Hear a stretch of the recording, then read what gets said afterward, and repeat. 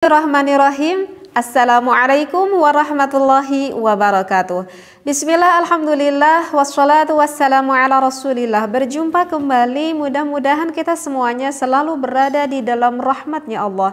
Amin ya Allah ya rabbal alamin. Menstimulasi alat vital lelaki ataupun perempuan menggunakan dengan tangannya sendiri ataupun dengan tangan orang lain. Artinya tangan orang lain adalah bukan dengan tangan istrinya ataupun bukan dengan tangan suaminya. Dia lakukan dengan cara meraba ataupun dengan cara menyentuh. Tujuannya itu adalah untuk mendapatkan sensasi yang menyenangkan seperti saat mencapai orgasme ketika sedang melakukan berhubungan seksualitas. Nah, apakah yang dikatakan ini adalah dikatakan dengan onani ataupun masturbasi. Nah, bahasa masturbasi ini udah kita ketahui ya dari bahasa Inggris gitu ya. Kalau onani itu dari bahasa Yunani. Sedangkan kalau di dalam bahasa fikihnya itu dikatakan dengan al-istimna' bil yad, seperti itu. Ataupun nikahul yad ataupun al-adah asyiriyah. Tetapi itu hanya istilah saja ya, sama-sama saja mau istimna, mau onani ataupun masturbasi, seperti itu. Mengapa sih orang-orang melakukan masturbasi ataupun melakukan onani? Itu dikarenakan dipicu oleh hormon seksualitas pada dirinya itu yang sedang meningkat. Nah, dan hal itu dikarenakan orang itu mendapatkan stimulasi seksualitas, misalkan dari pandangan gitu ya, dari pandangan yang sehingga membangkitkan gairah seksualitas pada dirinya. Baik dia melihat secara langsung seperti itu, ataupun dia melihat dari majalah-majalah ya, ataupun dari sekarang misalkan dari handphone, dari acara tontonan-tontonan YouTube, misalkan dari wanita-wanita yang maaf-maaf gitu ya, yang cukup-cukup seksi, yang terlihat auratnya sehingga menimbulkan rasa gairah seksualitas yang cukup tinggi. Hal itu bisa menjadikan salah satu pemicu. Bisa saja terjadi diantaranya dikarenakan ada sentuhan seperti itu. Ya, misalkan orang-orang muda zaman sekarang yang berpacaran, yang tidak tahu aturan agama sehingga berani disentuh ininya, itunya gitu ya. Sehingga ketika nanti dia pulang ke rumah terbayang-bayang sehingga ingin melakukan onani ataupun ingin melakukan masturbasi. Ataupun tidak seperti itu, bisa saja terjadi dikarenakan fantasi dirinya itu. Jadi membayangkan hal-hal yang bersifat negatif pada otaknya itu, sehingga ingin melakukan juga hal itu.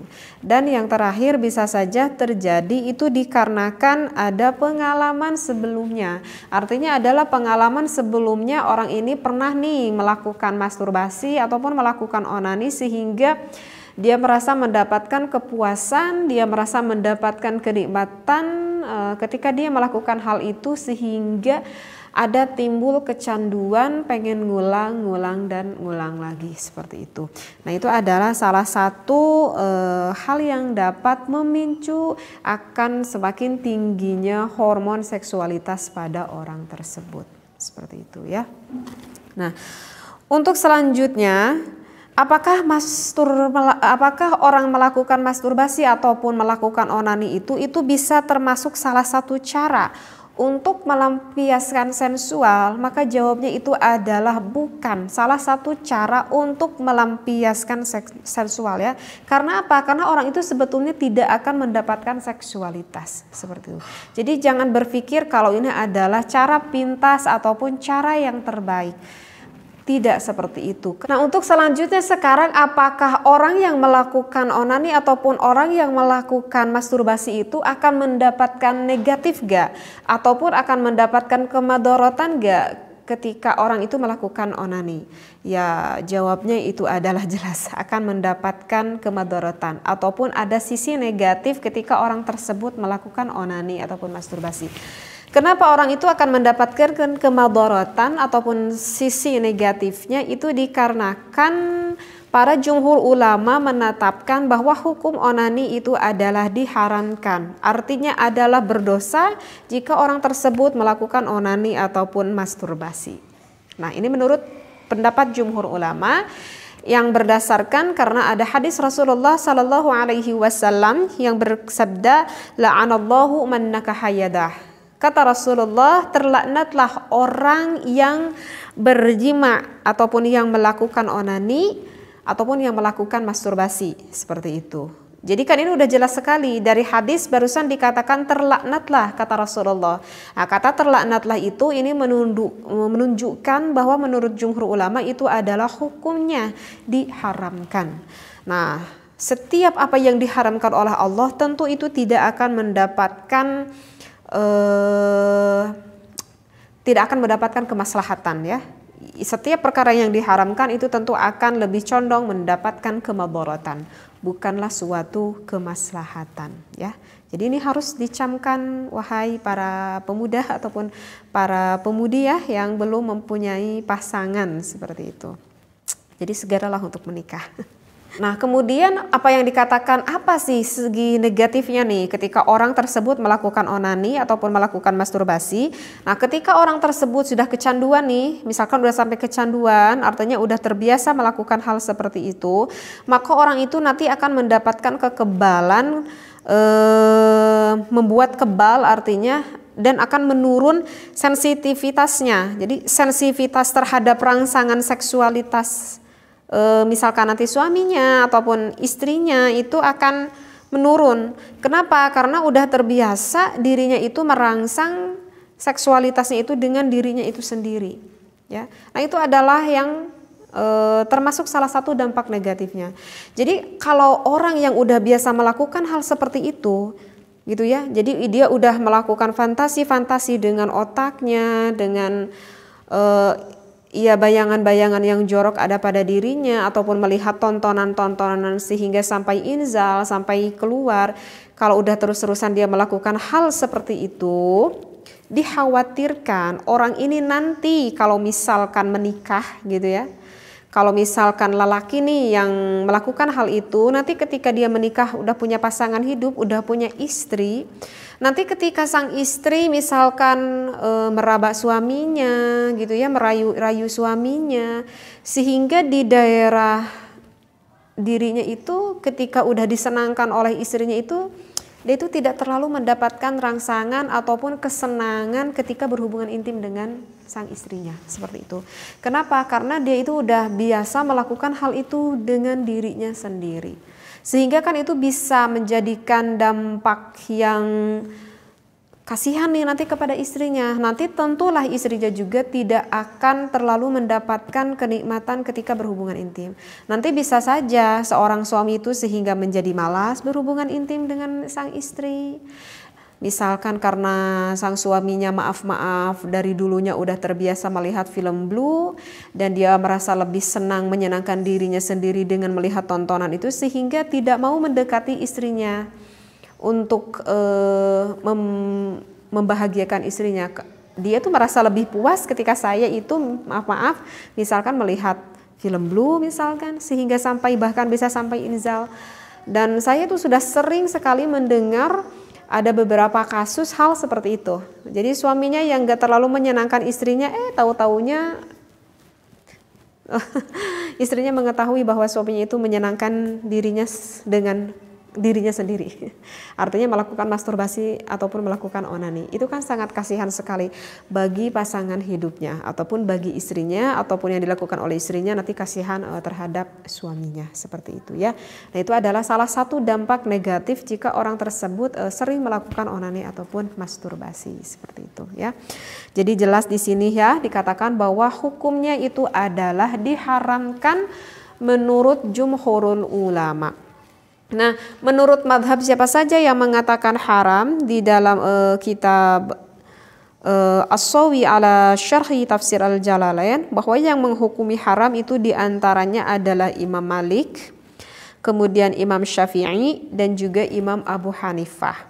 Tetapi ada satu madhab, yaitu menurut madhab Imam Ahmad bin Hambal, itu menghukumi boleh. Tetapi Imam Ahmad bin Hambal ini menghukumi boleh, bukan artinya onani ini adalah hukumnya boleh.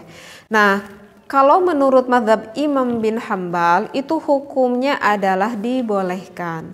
Tetapi artinya dibolehkan di sini bukan artinya hukumnya menjadi tidak haram ataupun tidak dosa ya. Tetap saja dosa. Hanya saja kenapa Imam Ahmad bin Hambal membolehkan itu jika orang tersebut memenuhi 3 syarat. Untuk syarat pertama itu adalah jika orang tersebut sangat khawatir sekali untuk melakukan zina. Jadi misalkan dia itu berada di lingkungan yang sangat tidak baik, artinya di lingkungan yang sangat negatif banget gitu ya. Sedangkan dirinya itu rasa seksualitasnya udah sangat banget tinggi, maka daripada orang tersebut melakukan berzina ya mungkin lebih baik onani menurut Imam Ahmad bin Hambal. Jadi bukan berarti onaninya itu tidak haram ataupun tidak dosa, tetapi dosa zina itu lebih besar daripada dosa onani ataupun dosa masturbasi, seperti itu. Kemudian untuk syarat yang kedua menurut mazhab Ahmad bin Hambal adalah onani itu lakukanlah dengan tangannya sendiri. Tidak boleh dilakukan dengan tangan orang lain gitu. Kalau misalkan dilakukan dengan tangan istrinya, nah kalau dengan tangan istrinya itu bukan dikatakan onani, tidak apa-apa itu. Jadi kan yang dikatakan onani tadi kan yang dilakukan oleh tangannya sendiri ataupun dengan tangannya orang lain. Nah untuk syarat yang kedua tidak boleh dilakukan dengan tangan orang lain seperti itu. Jadi lakukanlah dengan tangannya sendiri. Apalagi ya syaratnya itu adalah orang tersebut itu tidak boleh ketika melakukan onani ataupun masturbasi, karena beginilah biar lebih paham ya. Memang rasa syahwat itu Allah berikan kepada kita. Itu sebetulnya bisa menjadikan fitrah, bisa menjadikan pahala amal ibadah jika kita menyalurkannya yang benar, artinya kepada pasangan yang halal, yaitu kepada istri dan juga suami, maka itu bisa berbuah menjadi ibadah. Nah kemudian bagaimana jika tidak semua orang itu sekarang ini sudah menikah, misalkan bagi yang belum mempunyai pasangan hidup gitu ya, bagi yang masih bujangan ataupun yang masih perawan ataupun duda janda gitu ya, ataupun yang udah punya istri ataupun udah punya suami tapi pasangannya itu jauh, misalkan lagi kerja tuh di luar negeri. Nah kalau begitu gimana dong solusinya nih? Hormon saya ini udah lagi benar-benar tingginya, gairah seksualitas saya ini udah benar-benar memuncak gitu. Maka solusinya itu gimana gitu ya? Misalkan yang ada bertanya seperti itu.